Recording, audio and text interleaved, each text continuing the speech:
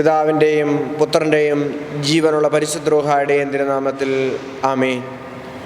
കർത്താവേ കർത്താവേ എന്നോട് വിളിച്ചപേക്ഷിക്കുന്നവനല്ല, എൻ്റെ സ്വർഗസ്ഥനായ പിതാവിൻ്റെ ഇഷ്ടം നിറവേറ്റുന്നവനാണ് സ്വർഗരാജ്യത്തിൽ പ്രവേശിക്കുക.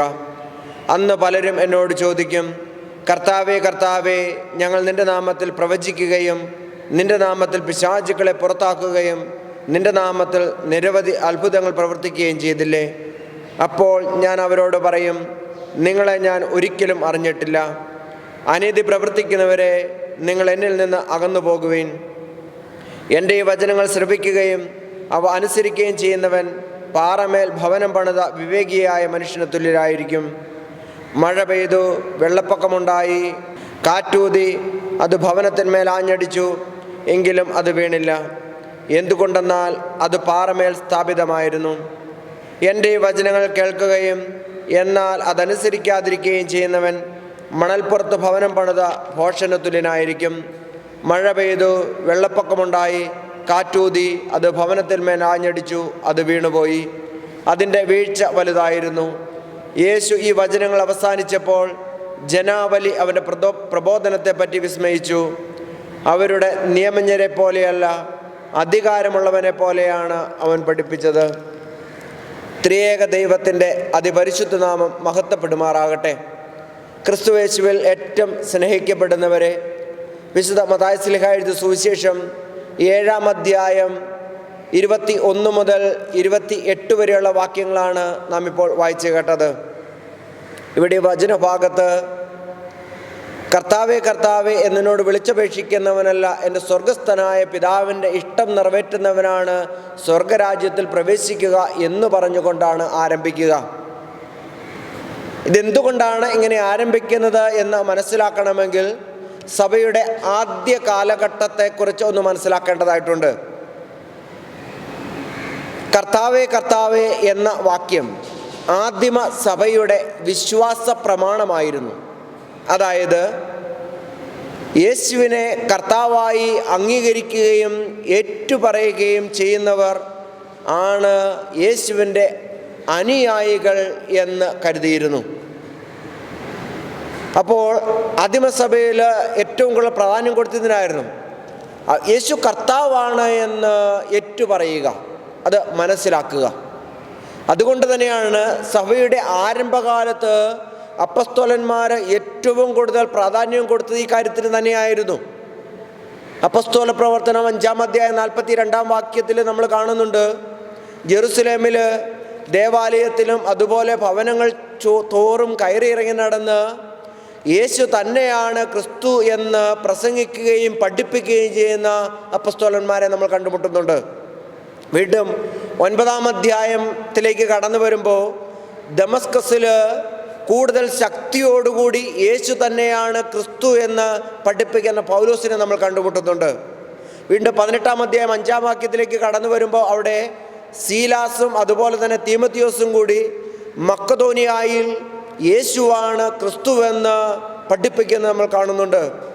18-ാം അധ്യായം 28-ാം വാക്യത്തിലേക്ക് വരുമ്പോൾ അവിടെ എഫെസസ് എന്ന് പറയുന്ന സ്ഥലത്ത് അവിടെ പൗലോസ് വീണ്ടും യേശു തന്നെയാണ് കർത്താവ് അല്ലെങ്കിൽ ക്രിസ്തു എന്ന് അവിടെയും പ്രസംഗിക്കുന്നതും പഠിപ്പിക്കുന്നതും നമ്മൾ കണ്ടുമുട്ടുന്നുണ്ട്.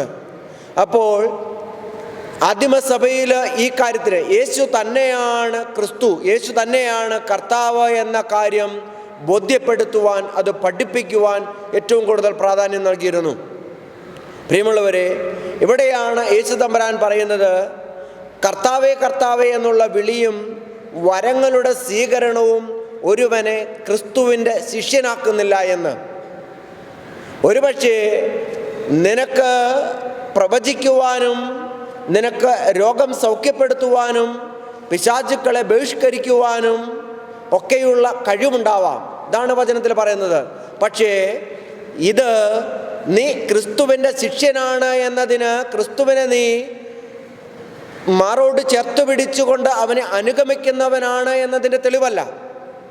അതുകൊണ്ടാണ് യേശു തമ്പുരാൻ പറയുന്നത്, ക്രിസ്തുവിൻ്റെ യഥാർത്ഥ ശിഷ്യനാകണമെങ്കിൽ, സ്വർഗരാജ്യ പ്രാപ്തിക്ക് തക്കതായ രീതിയിൽ യേശുവിനെ അനുഗമിക്കുവാൻ നിനക്ക് സാധിക്കണമെങ്കിൽ നീ ചെയ്യേണ്ടത് ക്രിസ്തുവിൻ്റെ വചനം നീ ഉൾക്കൊള്ളുക, അതുപോലെ തന്നെ പിതാവിൻ്റെ ഇഷ്ടം നിറവേറ്റുക. ഇത് ചെയ്യുമ്പോൾ മാത്രമാണ് നീ യഥാർത്ഥത്തിൽ ക്രിസ്തുവിൻ്റെ ശിഷ്യനാകുക. അതായത് സ്വർഗരാജ്യത്തിന് നീ അർഹനായി തീരുക എന്ന് യേശു തമ്പുരാൻ പഠിപ്പിക്കുകയാണ്. പ്രിയമുള്ളവരെ, ഈ വചനത്തിൻ്റെ അടിസ്ഥാനത്തിൽ നമുക്ക് തിരിച്ചറിയുവാൻ കഴിയുന്ന കാര്യമുണ്ട്. ക്രൈസ്തവ രഹസ്യങ്ങൾ അല്ലെങ്കിൽ ക്രിസ്തു രഹസ്യങ്ങൾ സമർത്ഥമായി വിശുദ്ധീകരിക്കുവാനും അത് വ്യാഖ്യാനിക്കുവാനും ഒക്കെ കഴിവുണ്ടായിരിക്കാം, രോഗസൗഖ്യത്തിനുള്ള കഴിവുണ്ടായിരിക്കാം. പക്ഷേ ഇതുകൊണ്ട് വലിയ കാര്യമില്ല. മറിച്ച് നിന്റെ ജീവിതത്തിൽ ക്രിസ്തുവിൻ്റെ ഇടപെടൽ നിന്റെ ജീവിതത്തിൽ ഉണ്ടാവണമെങ്കിൽ നീ ചെയ്യേണ്ടത് സ്വാർത്ഥതയും അഹങ്കാരവും വെടിഞ്ഞുകൊണ്ട് ക്രിസ്തുവിൻ്റെ പിന്നാലെ പോകുകയാണ്. പലപ്പോഴും താത്വികമായി മനസ്സിലാക്കിക്കൊണ്ട് കർത്താവാണ്, എൻ്റെ മിശിഹായാണ്, രക്ഷകനാണ് എന്നൊക്കെ പറയുമെങ്കിലും അത് നിന്റെ അനുഭവവേദ്യത്തിലേക്ക് കടന്നു വരണമെങ്കിൽ പിതാവിൻ്റെ ഇഷ്ടമനുസരിച്ച് കൊണ്ട് മുൻപോട്ട് പോകുവാൻ നിനക്ക് സാധിക്കണമെന്ന് തമ്പുരാൻ പഠിപ്പിക്കുകയാണ്. കൃത്യമായി പറഞ്ഞാൽ വചനം അത് പ്രാവർത്തികമാക്കുവാൻ നിനക്ക് സാധിക്കണം. നിന്റെ ജീവിതത്തിലൂടെ, നിന്റെ സംസാരത്തിലൂടെ, നിന്റെ പ്രവൃത്തിയിലൂടെ, നിന്റെ സാന്നിധ്യത്തിലൂടെ ഈ തമ്പുരാൻ്റെ വചനം പ്രാവർത്തികമാക്കുവാൻ നിനക്ക് സാധിക്കണം. അല്ലെങ്കിൽ പലപ്പോഴും യേശു തമ്പുരാൻ നിയമജ്ഞരെയും ഫരിസേയരെയും ഒക്കെ വിമർശിച്ചിരുന്നത് പോലെ നമ്മളും വെറും പഠിപ്പിക്കുക മാത്രം ചെയ്തുകൊണ്ട് അത് ജീവിതത്തിൽ പ്രാവർത്തികമാക്കാത്ത പോഷന്മാരായിത്തീരും. ഇതാണ് ഈ വചനത്തിലൂടെ യേശു തമ്പുരാൻ പഠിപ്പിക്കുക.